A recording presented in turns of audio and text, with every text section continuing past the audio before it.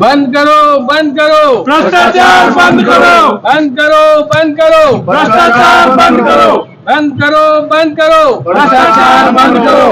दिल्ली पैदल जाएंगे, भ्रष्टाचार मिटाएंगे। राष्ट्रीय नमस्कार, मैं हूं नई दिल्ली के जंतर मंतर पर। नई दिल्ली के जंतर मंतर पर महाराष्ट्र से काफ़ी संख्या में लोग यहां पर आए हैं, आप देख सकते हैं। और इन्होंने अपने पैम्पलेट पे साफ साफ लिखा हुआ है, जो आप तख्ती देख रहे हैं उस पर आप साफ देख सकते हैं, भ्रष्टाचार कानून में लिखा अपराध है तो पुलिस विभाग में भ्रष्टाचार क्यों है। हमारे साथ जनादेश पार्टी के प्रतिष्ठान के राष्ट्रीय अध्यक्ष जी हैं भारत भूषण वर्मा जी। सर, आज आप यहाँ आए हैं नई दिल्ली के जंतर मंतर, क्या कारण रहा, क्या उद्देश्य रहा, आप लोग जिस तरीके से पैदल यात्रा करते हुए आए हैं? मैं डॉक्टर हूँ पेशे से। मैं 2005 में दवाखाना चालू किया था मैंने। फिर 2014 तक मुझे ध्यान में आया कि भ्रष्टाचार बहुत ज़्यादा हो रहा है, तो उस लोगों की मदद करने के लिए मैंने दवाखाना बंद किया और लोगों का इंसाफ के लिए उनके मुद्दे लेकर के सरकारी कार्यालयों में, न्यायालयों में मैं लगाता रहा। उसके बाद में मुझे धीरे धीरे समझ में आया कि अधिकारी जानबूझकर सच्चाई को देखना नहीं चाहते, सबूतों को छुपाते हैं और गलत तरीके से लोगों को फंसाते हैं। तो जब ये सब चीजें सामने आई तो मैं धीरे धीरे करके लोगों को मार्गदर्शन करना कि आप अपराध का रास्ता मत चुनिए, संविधान में न्याय लिखा है और न्याय आपको मिलेगा। तो हम विरोध प्रदर्शन, धरना प्रदर्शन करके न्याय ले रहे थे। आज की तारीख में ऐसा हो गया, वहां पर माहौल बना दिया है कि आप कुछ बोलिए, आपको उठा करके झूठे केस में फंसा के जेल में डाल दिया जाएगा। तो इस तरीके से गलत चीजों का विरोध बहुत ज्यादा बढ़ गया। तो हम वहां से उठ करके यहाँ पे आए दिल्ली में कि हम केंद्र सरकार से अब न्याय मांगेंगे, सुप्रीम कोर्ट के पास न्याय मांगेंगे। हमारे जो दरवाजे वहां बंद कर दिए गए, उन दरवाजों की चाबी हम यहाँ से लेके जाएंगे। सर, भ्रष्टाचार का मेन कारण कौन है इसके पीछे जो भ्रष्टाचार फैला रहा है?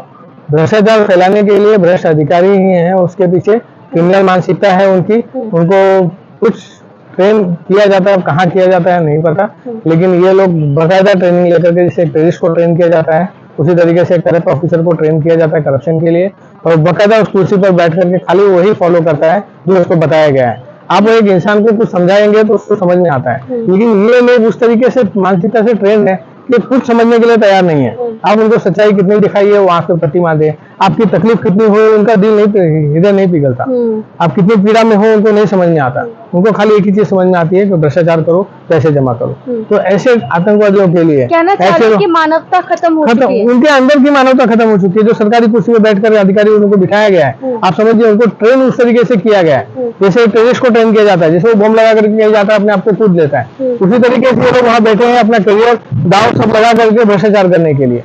उनको ऐसा क्या दिया जा रहा है जिस चीज के लिए लोग ऐसा कर रहे हैं, लेकिन ऐसा किया जा रहा है और वैसा हो रहा है।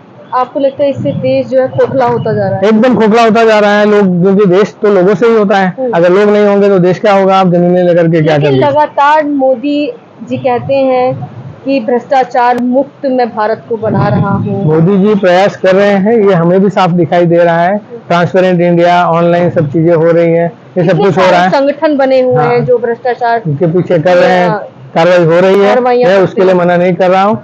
मेरा खाली ये कहना है कि भ्रष्ट अधिकारी जो है वो उस चीज का पालन भी नहीं कर रहे हैं। वो नहीं देख रहे हैं कि एक आदमी देश के लिए कितना प्रयास कर रहा है और वो लोग उसके खिलाफ में बैठे हुए वहां पर कर रहे हैं। मैं लॉकडाउन के टाइम पे का, नोटबंदी के समय का एक किस्सा बताता हूँ। तो एक हॉस्पिटल के अंदर कुछ सैलरी स्टाफ थे, हॉस्पिटल वालों ने उनके सैलरी अकाउंट में पैसे डाले और उनसे कैश विड्रॉ कर लिए, अकाउंट से ट्रांसफर करवाए। तो वो कंप्लेंट करने के लिए स्टाफ मेरे पास लेके आई। मैं आरबीआई में वो कंप्लेंट लेकर के गया।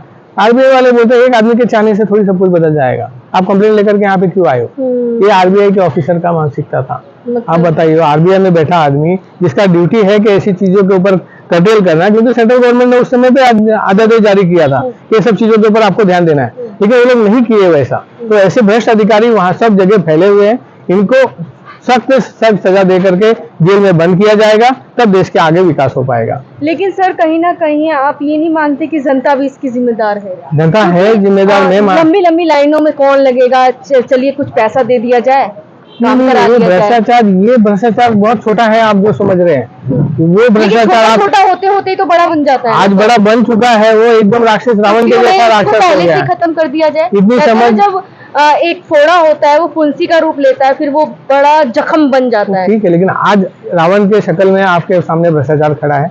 आप फोड़ा फुंसी का उसके अंदर जगह नहीं बची है, क्योंकि आज इतने बड़े पैमाने पे भ्रष्टाचार हो रहा है, तो हमको उसी लेवल पे ही सोचना पड़ेगा कि इस रावण का उपचार क्या किया जाए। तो आप किस तरीके से इसको जड़ से खत्म करेंगे? अब हम तो न्यायालय से न्याय ही मांगेंगे, क्योंकि न्यायिक तरीका ही है उसको खत्म करने का। आपराधिक मामले अगर हम आपराधिक तरीका इस्तेमाल करेंगे, जैसे कि लॉरेंस बिश्नोई वगैरह कुछ लोगों ने इस्तेमाल किया कि भाई हम बंदूक से गोलियां मार करके न्याय ले लेंगे, तो ऐसा नहीं है। आज वो जेल में पड़े हैं, समझ रहे हैं? तो ये अपराधी बन करके क्या आप कर लेंगे?